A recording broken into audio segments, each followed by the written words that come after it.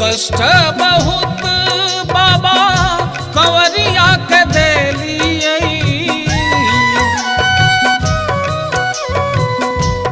कष्ट बहुत बाबा कंवरिया के देलिए, खोली अपना पाट दर्शन देलिए।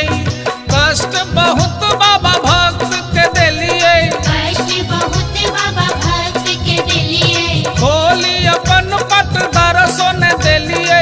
खोली अपन पट दर्शन दिलिए। कष्ट बहुत बाबा कंवरिया के देलिए, खोली अपन